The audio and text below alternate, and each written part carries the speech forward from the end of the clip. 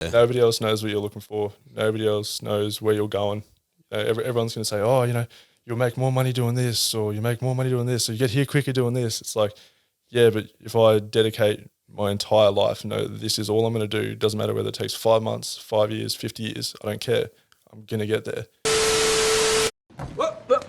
Manifest Podcast. Righto, boys. Potty number 15. Dom Galjaardt. How you going, Bus? Yeah, good, man, you? Good, man. Good. The brother made it. How you going? Finally got on. Good, bro. Good. It's been happening. You've been running circles. I've been doing a bit here and there. Bit of work, bit of play. Yeah. A bit more play than work, though. Work on. That's nothing unusual coming from you. I can't hurt. So where's the story begin, bro? So, do you mean like original or like recent? You were born in New South Wales? Yeah, so I was born in Milton, Ulladulla in New South Wales on the beach. Yeah. And moved to Brizzy not long after that.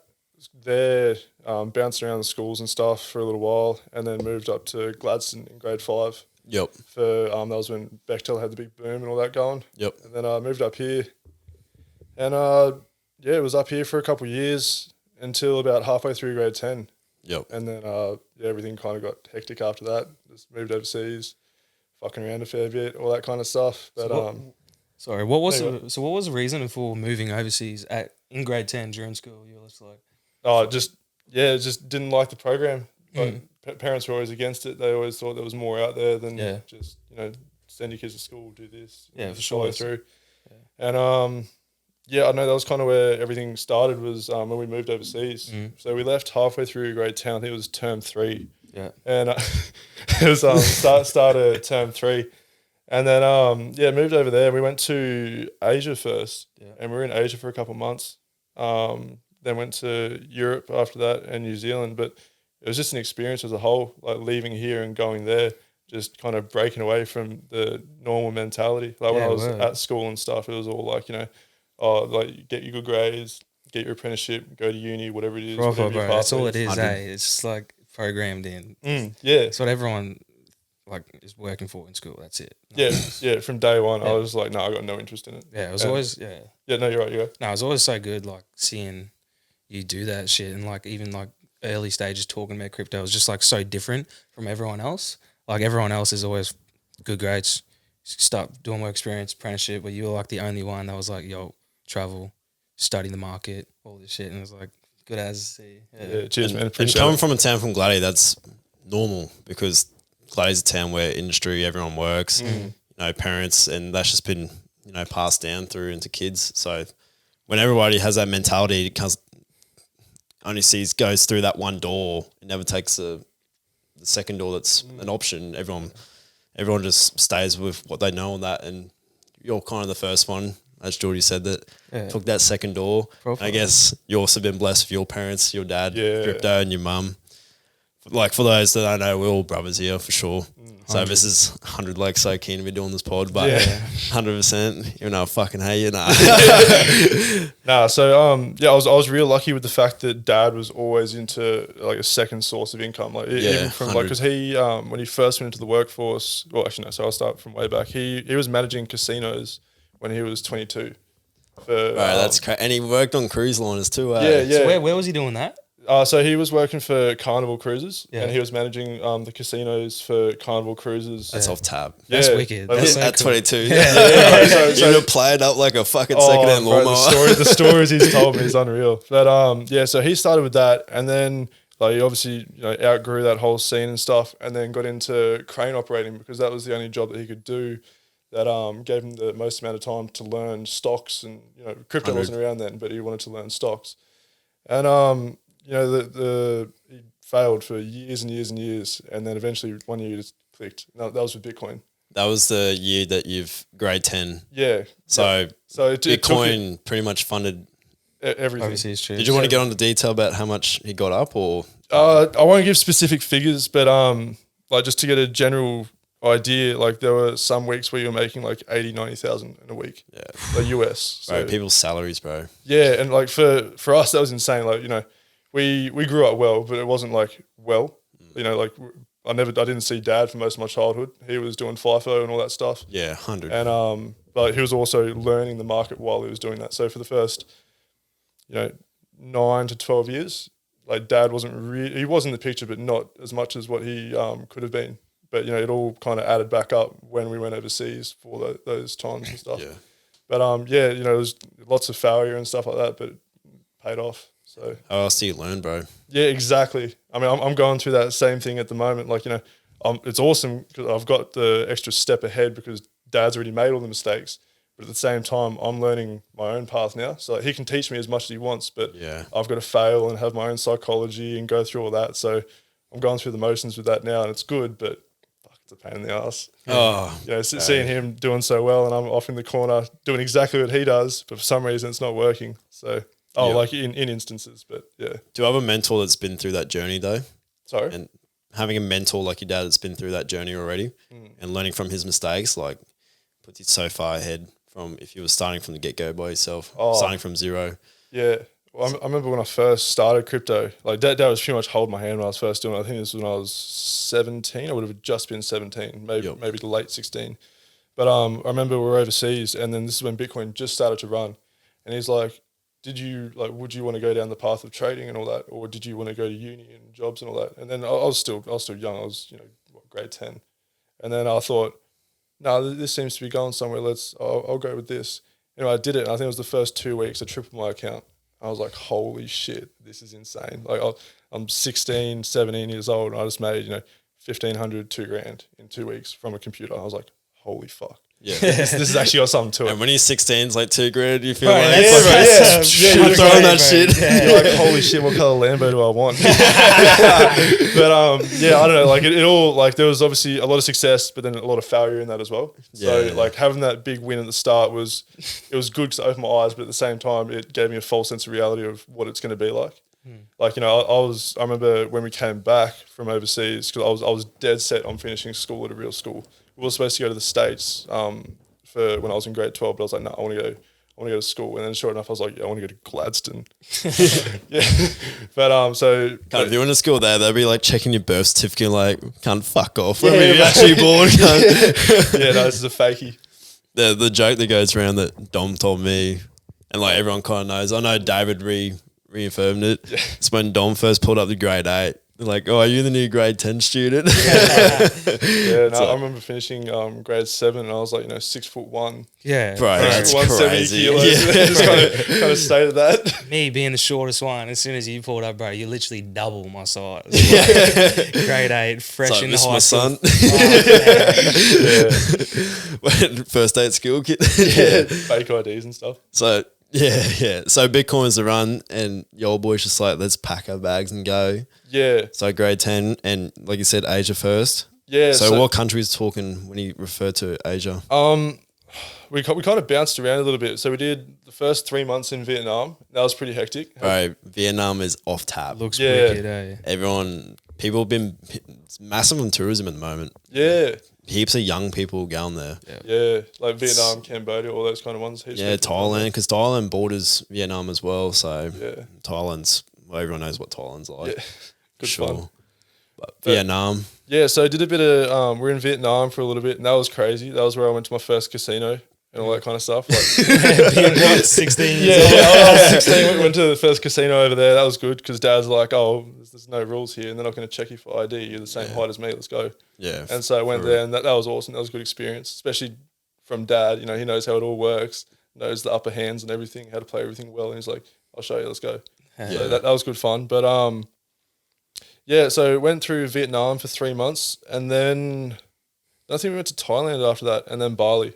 So it wasn't specifically like one country. It was kind of traveling around that general area. But I don't know. It was good fun, especially always being on the move. You never know where you're going to be next. Yeah. Like, it was a matter of like, although we're in Vietnam for 3 months, Thailand for a couple, and then Bali for a few more after that. It wasn't like you were staying in one spot for a month at a time. Yep. It was like 2.5 weeks here, 2 weeks over there, surf camp in Bali, fucking the mountains in Thailand, messing around with mountain goats with the drone and shit like that. Just, doing all kinds of shit. And it was a real eye opener. And then, that was a good entry into what's available, especially at that age. But then going from there, came back for a couple of weeks, like to Australia and saw everyone, and that was good seeing everyone. But it kind of reaffirmed like, you know, maybe this isn't the path I want to go down. And then we went to Europe after that, and that was just when I was like, nah, this is what I'm doing.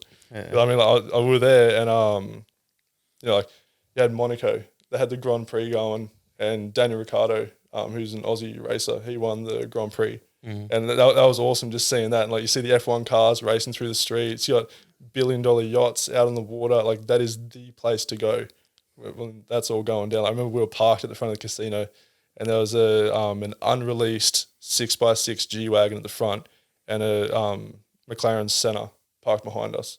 I was like, bro, like there's so much we're not being shown. And then, yeah, coming back, that was kind of where I just put everything on that. I was like, fuck it, I'm going to gamble the rest of my life on this. This is what I'm going to do. Yeah. And so that was a good deciding point going on those trips. For Australians as well, like we definitely, everyone's doing very well, but you don't see that type of wealth here. There's definitely, they're bouncing around here and there, maybe Sydney, Brisbane, Melbourne. Yeah. But, you know, the motherfuckers are running around Monaco, Dubai, and man, they just throw money like it's like they printed that shit. Yeah. So, and to get that, I know personally even going to Europe, bro, it's just such a mind flip. Like, even the security, you at the train station, the fucking army's there, bro, with fucking. It's just like, what the fuck? Yeah, what's going on here? Well, speaking of that was like, we actually needed help from them at one stage. We were going, it was in France, but I can't remember what city we were going to. I think it was from, I'm not going to pretend to remember, but it was in France somewhere. And then, but there was this dude who was real sketchy, like, you know, sweating bullets, shirt's kind of a little bit ripped up, all that stuff. And then, like, mum and dad had always made it real clear to us, you know, look after your sister. Because she would have been anywhere from 14 to 16 when we were overseas. Yep. And so she was like a prime target, being like an Aussie chick, like simple as that. They're targeted. And we're over there. I remember once we were going on this train and this dude's just like pulled up, sat next to her. And then he's like started taking apart his phone and talking about how someone's stolen his daughter. And it's like full going on this rant about all this stuff. And sure enough, like we ended up, a bit of stuff happened in between, a couple of arguments and whatnot, but we ended up grabbing all our stuff, hiding in like behind one of the columns, and then as the train was just about to go, threw all of our shit off and got off. And then had the army and stuff there. Like they weren't there specifically for us, but they were there just by chance. But this dude, I won't go into detail on how we 100% knew, but he was trying to get Ella. He was trying to tax Ella, and I was like, fuck, man, you know, it's good, but it's also pretty hectic over there. Like you got shit like that going on, and that was a big eye opener as well. Those kind of experiences. Yeah. Yeah, that's crazy. And like Europeans are definitely, crime rates are definitely higher. It's so expensive to live there, and you know, not everybody has job opportunities and all the wealth. Like I said, like everyone in Australia is a lot more averaged out in terms of wealth over there. Like it's poor or rich, type thing. So there's two societies. That's it. Yeah, there's no middleman. 100%. So what countries how many countries, because Europe's, you can fit Europe and Australia. Yeah. So how many countries did you do all up, like in terms of Asia and Europe? Oh, all up. I couldn't tell you all up, but I know that we would have done at least 20 between like going between Asia, Europe, and then obviously. Oh, that's unreal, bro. Yeah, but so cool. Yeah, it was good fun. Like, it was, you know, one day you'd be bungee jumping off a beach in Singapore. Yeah. And, you know, the next, you're watching Daniel Ricciardo win the Grand Prix in Monaco. Like, you never know what's next. And then, it's good having that kind of lifestyle. That's kind of where I've, you know, when we came back and finished school and everything, that was where I wanted to channel everything that was into that lifestyle as opposed to go the opposite route. Yep. So in terms of travel, where were you staying? Like, was Airbnb a thing? Airbnb is already fresh, eh? So how are you getting around? Like, you obviously would have been trying to do it like cheapest way possible. You're not like throwing fucking dosh around. Or you swear. I'll take that back. BTC money. It was you know, apartments, flights. You know, it's just always hotel to hotel. Yeah, one day to the next, and so it was good in that aspect as well. But you also had your downtime, like, you know, when we were up in like the mountains and all that in Thailand and Vietnam and whatnot. We were in like, you know, bungalows trying to get like the proper experience. Yep. It was good, but it was also good to go back to that. You know, being able to have a proper shower and Yeah, for sure. Nice dinners and stuff like that.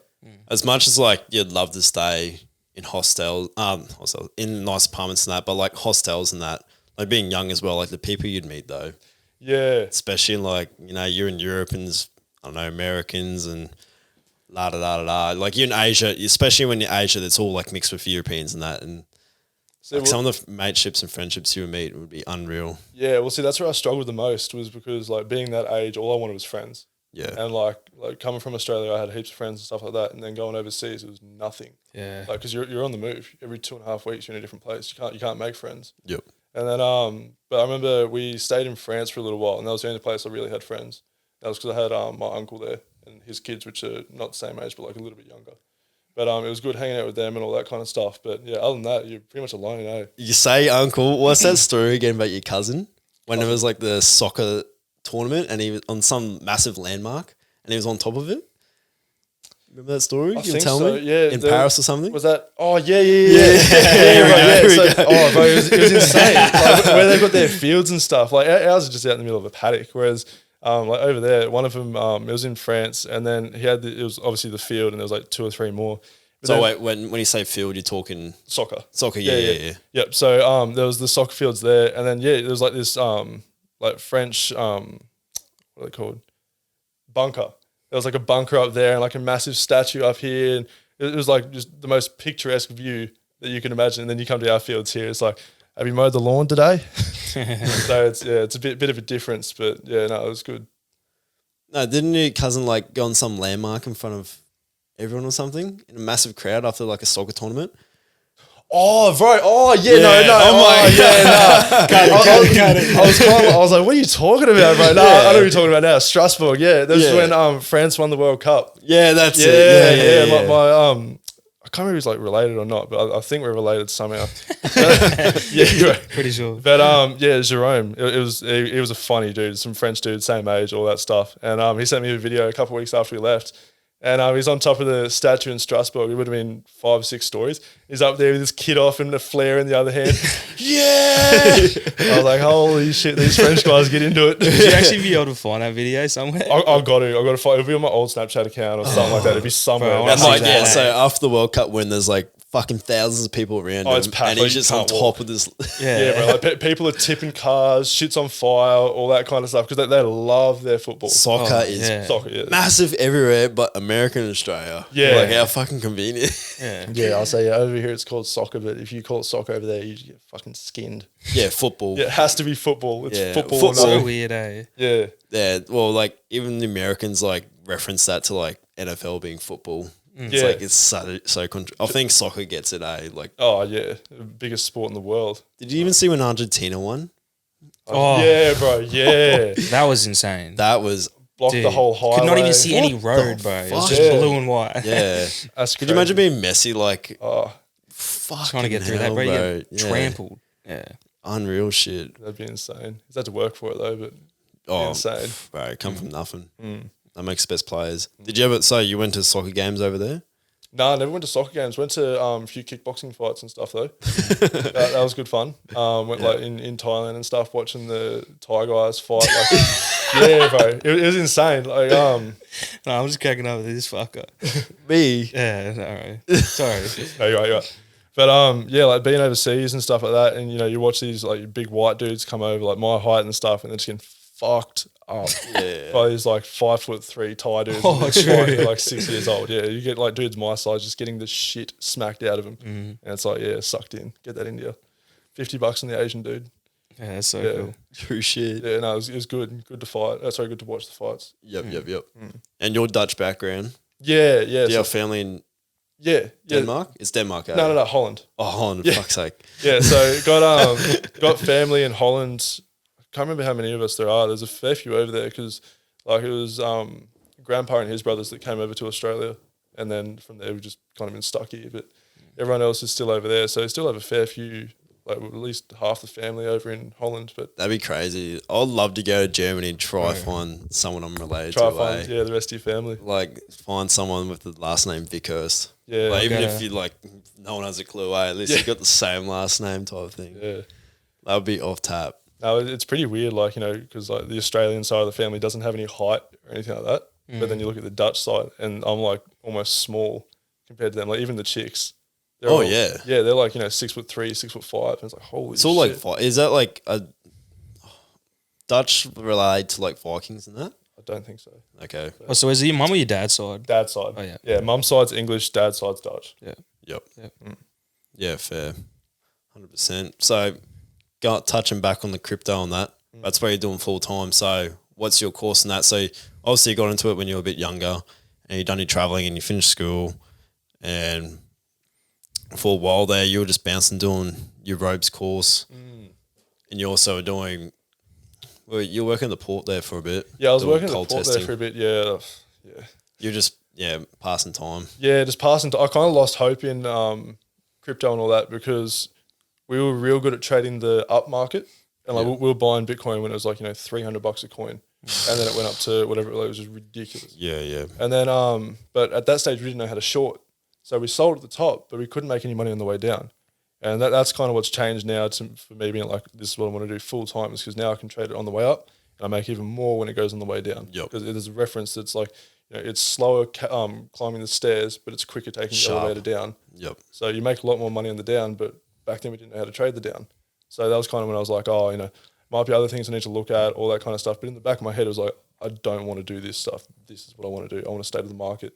I want to. I'm willing to bet everything on this. Yeah. And So why'd you lose the motivation? Like, what was it? You just, trying for so long, you weren't seeing the results, or? For me more so, I think it was. Also, I think turning 18 would have had a bit of an impact too. Yeah. See, I was quite. I was obviously young, but I was quite immature for like realizing the skills that were there. Like it was so accessible, and like I could have converted that to Forex or futures or other markets like that. But instead, I was just like, the parents have the money. I'll be fine. I'll just live off them until I figure it out. Yep. And just got lazy. And then I was like, no. You've had your childhood. You've had your fun. Do something. Yeah. Word. And so it was that was kind of the switch to get back into it and just go fully into it, which is good because I needed to. The sooner I did that, the better, because it was going to be a couple of years until I had shit sorted. Yep. Whereas now it's all kind of starting to give the rewards again. Yeah. I don't know for sure, like all three of us kind of clicked like that in 2021. Yeah. Would you say that's about when you kind of like realize like, fuck. Yeah. I'll say that'd probably be about right. Was when I started like getting back into it. I wasn't like doing it as much as what I am now, but back then it was like I knew that's what I wanted to do, and it's kind of needed to get off my ass and do it. Yep. So it was good, seeing you boys like get into your stuff and be like, all right, fuck, time to kick it into gear. Let's get something going. We're just pushing each other, grinding. Yeah, exactly. Yeah. 100%. Like it is hard. Like there's not many people trading. I'm sure that there is, but not no one to the intensity you are. Yeah, it's hard. It's hard every now and then because you'll have a good day, like you'll be up a couple thousand for the day, and then sell in profit, and it's like, fuck, who do I tell? Do I just? I've got to kind of celebrate. Like obviously, don't go around bragging and be a dickhead. Yeah, but it's good every now and then when you have like a massive win. You're like, holy shit, this is it. Let's all go hang out or some stuff, and you're like, I can't really tell anyone. No one else is going to relate to this. Like no one's going to know, how much hard work it took to get that, $3,000 in 2 hours. No one's going to know that. They're just going to be like, oh yeah, Got lucky. yeah, you got lucky. Yeah, exactly. Oh, bro, the amount of times I've heard, oh yeah, I wish I was as lucky as you. Wish I was able to get like lucky like that in the market. It's like, bro, there is no luck in this whatsoever. Yeah. No. But yeah. In terms of that, like obviously we know that, like obviously like you're saying in school, like everyone's going down the work path. You want to do crypto. Everyone's like kind of like bashing in a way, like fucking like, oh fucking this cunt. Yeah, whatever. Do what you want to do. For those who want to get in trading and might be on the same, maybe in the same situation where they find even in their family, no one in the family believes them, all their friends are against them. In terms of that, what advice do you give to them that like just keep pushing? Like, what advice you reckon? Fuck them. Yeah. Nobody else knows what you're looking for. Nobody else knows where you're going. Everyone's going to say, oh, you'll make more money doing this, or you make more money doing this, or you get here quicker doing this. It's like, yeah, but if I dedicate my entire life, this is all I'm going to do. It doesn't matter whether it takes 5 months, 5 years, 50 years. I don't care. I'm going to get there. That's how you're going to get there. Gotta have that tunnel vision. Yeah, it's the complete, like you're gonna have all these shiny objects, and that's another reason I fucked up for so long is because I was chasing the shiny objects. For sure. Like when crypto started, not fail, but like I didn't have the skill set to match what the market was doing. I started to like lose a little bit more, all that kind of stuff, and like, just went to shit for a little bit there. And I was like, oh, this mustn't work anymore. Let's go do affiliate marketing. Oh, let's go do drop shipping. And it was just like I was doing those for like a couple months here or there, and it was like a little bit past the point of when it got hard. That's when I would stop. Yep. And so it was probably right on the border of success that I would stop, but I would always stop just before it became good. Yep. And so I was chasing the shiny objects everywhere. But if you just don't chase those, stick to one thing, no matter how much success, how much failure you have in it, just stick to that and get extremely good at that. You will make money. Yep. So that was kind of the mentality I took into it, and been sticking with that since. Yeah, fuck you, bro. That's fucking mad respect. 100. Cheers, Good bro. Appreciate it. Yeah, so good. That's the other thing. Like the way social media is going, like so many younger people are getting into this at an early age. Oh, It's crazy. Yeah, bro. 13, 14. It's like, young. Like these people can't even like log into their own accounts, like trading wise, like legally log into their own accounts. Yeah, they have to have it through their parents because they're not even 18 years. Yeah. I was Got a 200K account in their mum's name. exactly. Yeah, I remember like I was the same. I had to get an account through dad because you had to be 18 to trade back then. This is like because crypto was all brand new. It was no tax on it, no laws, nothing. That was half the fun. But yeah, like going there now, like you got 14-year-olds on Instagram selling courses. Like, what the fuck do you know? Bro. What the fuck do you know? Instagram, TikTok, YouTube Shorts, so saturated with people trying to sell bullshit courses. Yeah. That's Just like, oh my God, bro. I don't know. It's just so many people are doing it now, just trying to make a fucking monthly subscription fee. Yeah. Just selling bullshit. That's the thing. They won't make the money from their skill set. They'll make the money from selling the course Exactly, to bro. do their skill set. Yeah. Like they haven't found the success. Why do you need to make more money if you already have the money? Exactly. You know what I'm Like, I can kind of see, when people come across as like, oh yeah, like I've got all this money, but I want to help now. Yeah. The Of bank, course. the bank account's full. Time to yeah. be a good person. Yeah, there is But then- people like that, but then Yeah, but then there's the other case where you got people that don't know what they're doing with their skill set, and they're like, "Oh, I know the whole process. I'm just going to sell that." yeah. And that's where like, I got caught up for like it would have been a good year and a half, 2 years, buying all these courses and chasing the flashy objects and shit. Yeah. And it was just because Instagram courses. Oh, I got a Lambo in 6 months. This is how I did it. Fuck yeah, bro, I'm in. And then you get there and you find out very quickly that that's not the case. Nah. And then but yeah, I don't know. I find if you stick to things, you'll find out whether it works or not. Yeah. That's the other thing that like I'd have to admit that we've struggled with is we set goals too extreme Yeah, for time. So for those trying to get into that, like you 100% confirm, like we would all confirm that is like stop setting your goals in 1 year you're going to be driving the fucking Lamborghini. yeah. No. Oh, bro. Just fucking learn, be a fucking sponge. yeah, exactly. Soak in fucking everything and just set goals not so extreme and give you more time. Because I feel like that's the other downfall that we've faced, but we've had each other to like fucking pick ourselves back up. And that's why we're still pushing. But if you're on your own and you set these extreme goals and you're not meeting them, obviously you're going to fucking lose motivation. Like, oh, fucking this is stupid. Never going to be rich. Yeah, you're like, oh, everyone on Instagram's Fucking- getting this in this amount of time. I haven't done it. Yeah, and all that kind of stuff. Like, and that's the other thing is half these fucking people that post fucking Lamborghinis and shit, that's fucking parked on the street. They ran up to him, took a photo, and they're like, "Yeah, this is my rig." Yeah. I know. Tristan Tate was talking about it. He's seen motherfuckers in Dubai, fucking buy a plane ticket from London. They get accommodation like out of Dubai. Then they drive into Dubai and get photos of the Burj Khalifa and all the sports cars and go to nice restaurants and spend their whole weekly paycheck on a meal. Like just trying to act like they're living the life. It's like, cunt, fucking just do the hard yards, live and show that life when you fucking make it and earned it. Yeah, and that's the thing. You guys would see it now. Like, you can tell the difference between the people that are actually, they have it, and they've done the work and they've got it, or the people that are just selling the courses, and you can tell. And it stands out. But, I don't know, I find you have to go through those, like whether it's, days for some people or years for others, you're going to have to go through those times where you're like, this doesn't work, I'm going to do this. Oh, that doesn't work, I'm going to do this. And then eventually you're going to be like, all right, I've done everything. Nothing works. It's me. I'm the problem. I've got to take responsibility 100. and stick to one thing. And so, when you do that. You got to remove arrogance. Yeah. 100%. Yeah. Yep. I find if you have a bit of like, if you sprinkle a bit of narcissism in there, that kind of helps though. Because if you're just like, no, I'm why to listen to you? You don't know what you're talking about. I am the best at this. Eventually, you will become the best at that. Otherwise, you just become delusional. So I find little sprinkle of narcissism can't hurt. 100. Yeah, within respects, of course, but yeah. Yeah. All right, just something I wanted to ask before. Also, like back onto the traveling around the world type shit. Did you like happen? I know you did heaps of filming and shit, but like, did you like actually document it all and like have all the raw clips somewhere, or like? So let's go there. It's funny you say. I was going to do my diploma in videography and photography when I was over there, and then just kind of lost interest in it. But I have, I think it's maybe 8 to 10 vlogs. Yeah. Like full, like, 10, 15-minute vlogs and all that.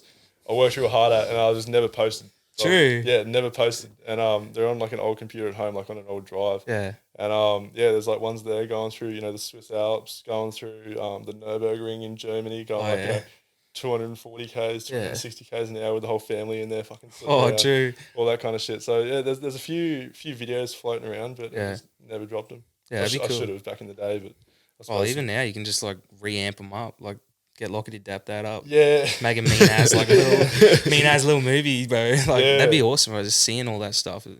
Yeah, it's being at such a young age would have been just like that much better, everything brighter. It's just awesome, eh? Yeah, I think that was one of the things that I'm definitely appreciative of. It was the age I got to do it at, because like at that stage that was almost a quarter of my life. Yeah, I lived doing that. Yeah. So I was like, holy shit, there's like I've lived one life where it's like dad's never here, he's doing FIFO, running a farm, all that kind of shit, and then coming to Gladstone. And then it was the same thing there. Mum and dad were working, 6 days a week, 12 hours a day. Yeah. And then all of a sudden, like, dad just started to figure out crypto. Yeah. And it was kind of like, oh, this is what life's like. I'm going to be working when I finish school. And then it's just kind of going off like that. And I was like, sweet, this is where I'm going. Yeah, bro. I still remember just like being in school throughout grade 10, 11, 12. And we're just all sitting in class, bro. You're in the Vietnam somewhere in a field of cows and I'm fucking in the mountains, bro. I'm just like, damn, like, what are we doing? What's he doing? Just on tour. So awesome, yeah. Like, it was mean ass. How'd that work, actually? How'd that work with you going overseas for 2 years? So when you bounced grade 10. Yeah, term 3, grade 10. Yep.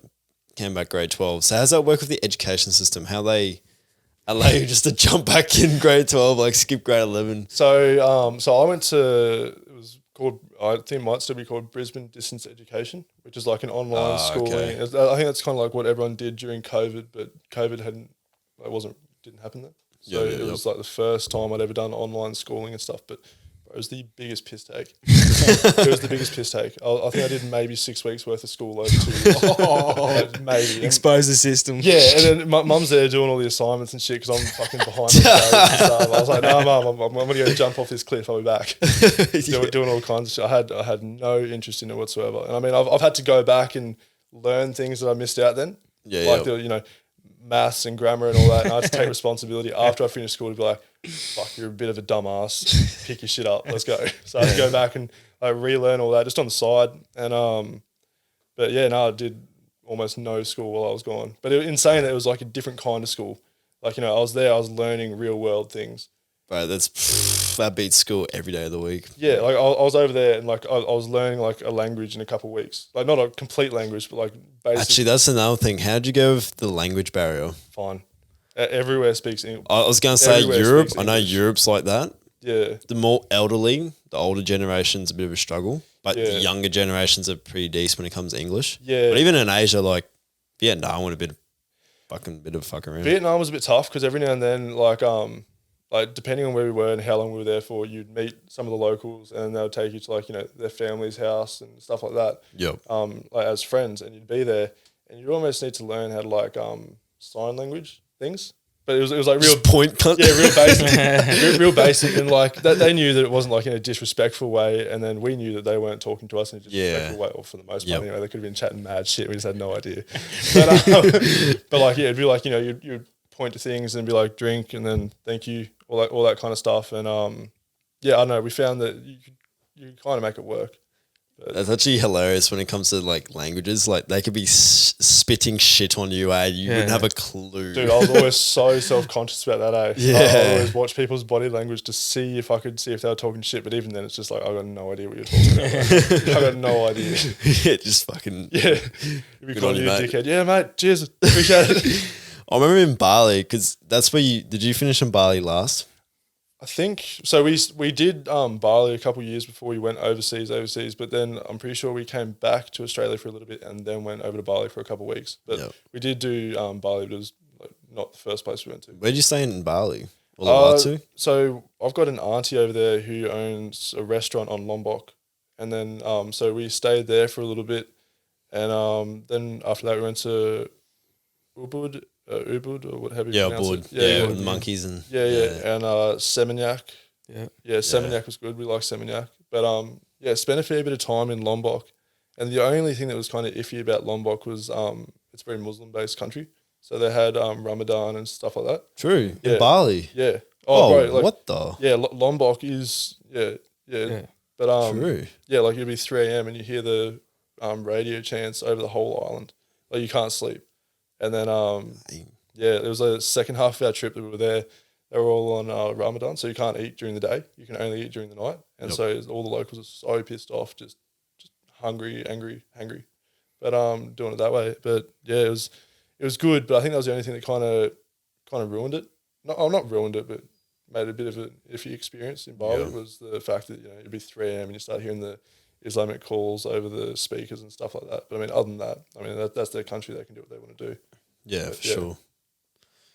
Yeah, in Bali, where you run around scooters. You would have been, how old were you, 16? Dude, first time we went there, I was like 13 with my sister on the back and a surfboard on the side, like 4 a.m. sooting off to the waves. So it was always doing that kind of shit. So going back there at the age of 16, just doing stupid shit.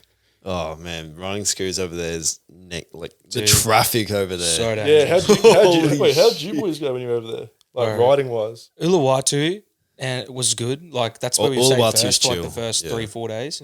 Chill as, barely any traffic, but bro, Ubud and Canggu, man, like shoulder to shoulder, bro. Ubud's pretty everywhere. good, but Canggu and Seminyak, bro, nah. It's hectic, Bro. Bro, Dude. peak hour traffic there is just all day. Yeah, I'll say it's just peak hour, hours. It's like probably 9 o'clock onwards at night. It quiets down. Their ability to like communicate and maneuver Oh, amongst but each other, even bro, like is insane. I felt like we picked it up pretty good. But like, there's people like just like it's just crisscrossing, It's just bro, in sync, and bro, no one's just, crashing like, through each other. I didn't just, see like- one crash there, right? Yeah, nah, neither. That's the thing. Like when you walk across the roads, you don't look at anyone. You just look where you're going, and they'll move around you. Yeah. Because if you look at someone, And you try to move, that's when you get hit. yeah, eh? that's when you get hit. Yeah, bro. But if you're just walking, you stay at the same pace, everyone just goes around you. These guys are pros. And like- there's no road rage. No, never. Everyone's chill. Like you can yeah. be cutting people off, and they're just like It's like, oh, well, Bali. is what it is. Bro, they only like the beeper, bro. That's only Yeah. used as that's only used. That sounds exactly like it. You nailed that. But yeah, they just use that as like, yo, I'm coming behind you, bro. Be careful. Like, Oh, like, bro, just like Jet and everywhere, I bro. abuse that, bro. Yeah. Bro, so do you remember Bali really well from memory? For the most part, yeah. You know how you pull out from the airport and it's that massive drag that either Yeah. goes right to Uluwatu or left to Right, yeah. Seminyak? Bro, it's fucking Mario Kart out there. Oh, Bro, me and Jet would just like speed limit 60. We're doing like 90, bro. Like, it's Just limmy bashing just, scooters. yeah, because you just yeah, with one hand in the air, yeah, Snapchat filming ourselves. Yeah, bro, that was bro. Bali's good, man. Bali's I good. wish it's a lot more expensive now. Yeah. I don't know if I'll be going back to Bali for a little while. I'll probably be going to Thailand and places like that if I want to go. Oh, bro, I'm Asian keen for ones. Thailand. Yeah. 100. That'd be a gas trip for sure. Shit, yeah, that'd be awesome. Yeah. Wrap it up, bro. Future manifestations. So what kind of time frame? Bro, it can be anything, honestly. Like, I guess what do you have in mind? Like 5-10 years, even like for your future. Like, where do you see yourself like living like in countries? Because I know that's the path we're all going down. Like, what country? Obviously, we all have a bit of an idea, but for those listening, what countries are you looking at? And you know, what, like in terms of family and crypto and business. So in terms of living, I don't really want to live in Australia. I'm I'm not going to say I don't like Australia. I don't like the Australian government and the way things are headed. So I'll probably head overseas. I want to look at somewhere like, Nicaragua, Puerto Rico, Dubai, places like that, where it's, you're on your own for the most part. South America and Middle East. Yep. Yeah, I want to either be able to pay the police off or the police aren't going to bother me. So one of the two. So I want to go to those places. But future manifestations, business-wise, fuck. I don't know. I want everything. I want 5 houses in 5 different countries with 3 supercars at each. And I mean, shit, if I miss, I'll end up with 2 houses at 2 different countries. So I'm okay with that. Yeah, so I think that's where I'm headed. I don't care if it takes me, a couple months, couple years. It doesn't matter. I'm not going to stop till I get there. So you're looking at crypto being your mainstream of money and stemming off and creating new pathways of income. Yeah. So obviously having your 5 houses in different countries, you'd be looking at real estate there for sure. Yep. So crypto, real estate. Yeah. So crypto will be the main one. I think a short-term second source of income will be teaching people or running like an entries list. That's what we used to do, like the first crypto run. We haven't really done it since, just because I don't know, I found there wasn't really much return in it. Like we were doing it for free back then, like giving out, this is when you get in, this is when you get out, and people were making a couple $100K in a week, and they were like, "Oh yeah, thanks, bro." And it's just thanks. That's what you got. I was like, "Fuck, man, all right, whatever." But I don't know. I think I'll probably start running a paid entries list in the next however many months. Start doing that, and eventually do one-on-one coaching. But I reckon that's probably where I would keep it roundabouts, because I don't want my life consumed with work. Like with trading at the moment, I'm day trading. I'm doing maybe 20 minutes, half hour of trading a day, at most. And even then, you're not putting on trades. Like it'll be 3-4 weeks. I'm not putting on a trade, and then all of a sudden I'm putting on like half the account on between Bitcoin and a whole bunch of other altcoins, and that's going to go up a couple 100%, or like not each coin but all up. It's going to go up a couple 100%. So I'd much rather stick to that rather than have to put in a lot of man hours for not much return and all that stuff. But I definitely do want to get to a stage where I'm doing my part to help the community, like the trading community. So I reckon that's probably where I'll end up going, somewhere along that anyway. 100. Are you looking at, do you ever want a family eventually, or? Yeah, I do want to have a family. I'm in no rush to have a family. Yeah, it's way out of the picture for the moment, Lockie. Yeah, I want to wait till I'm 28 to 30 years old before I start looking at that. I've got a lot of work to do. Fucking 40. I know. I've got no real interest in slowing down in that sense for now. It's a massive investment, bro, having a family. So 100% related. I'm on the same path, bro. Yeah. I'm not looking at anything till definitely late 20s, early 30s. Yeah. That's the earliest I'm going in. Yeah. I mean, like, you can have a few opportunities here and there along the way, but focus 100. on the end goal, focus on what you want. Yeah, for sure, bro. And like, it is such a struggle to live in these. Oh, bro, it's only going to get harder to live, bro. Yeah. 100%, man. Like, so those people having families early, like, I wish you the best, but fucking hell. That's a massive leap. Oh, bro. So like, it's your life, bro. Yeah. Well, it's the next 18 years. Life's not stripped away from you. Like, it's fucking having a family would be good, amazing. But like at the same time, like free time for yourself is that's where your focus and energy needs to go now. Yeah, I'll say exactly. As soon as you do that, that's what you got to do now, bro. Yeah. That's what a lot of people got to recognise too. Yeah, but the thing is, some people are cool with that. They're happy. Yeah. There's nothing wrong with that, eh? I know. Talking to David Shaw, we've been going back and forth heaps lately, bro. And even he was saying like he's got his mates up here that like, he's even looking at, going overseas and that, and obviously filmmaking and that. Yeah. He talks to some of his mates and they're all happy just having that one job and settling down, having family. There's nothing wrong with that. Everyone's on their own path and we're all the same. Yeah. There'd be no. Well, in some ways, I almost wish that I was like that, mentality. Stress and we wish I could just be complacent. And I mean, I see nothing wrong with it, but it's just not what I want to do. Yeah. So I mean, if I could have that mentality and all that, it'd be awesome. It'd take a shit ton of stress off. All this, you're not where you need to be yet. You've got so much more work ahead of you. Keep working, keep going, keep pushing, keep going further. It's just you never really reach an end goal. Whereas with that, it's like you've got your foundations. You've got your tradie certificate. You've got your kid, your misso or wife, whatever she is at that stage. But it doesn't sound appealing to me. I don't want it. Yeah, for sure. I think all of us together really just want to break the limits of what's possible. Yeah, exactly. I mean, And to anyone that's on that same path, fucking Grind. don't let anything fucking stop you. Don't fucking talk shit either. Who gives a fuck? Yeah, the people that are going to say the most are the people that are not going to go anywhere near where you're headed. They are the ones that always say the most. The people that have no ambition and no drive are the ones that have the most to say. Lazy. Yeah. But yeah, it's always those kinds of people that are the ones dragging you down. So pick and choose who you spend your time with and go from there. 100%, bro. It's awesome. I appreciate you coming on, brother. I appreciate you having me. Thank you. It's awesome, bro. All day. Thanks for listening to our pod. Support the channel. Hit that subscribe button. Oh, I can't even speak at the moment. Big morning already. Hit the subscribe button. Follow us on Instagram.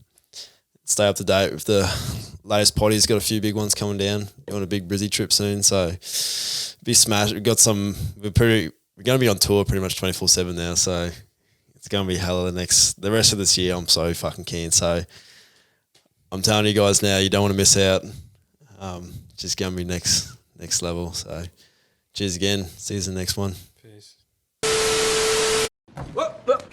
Manifest Podcast.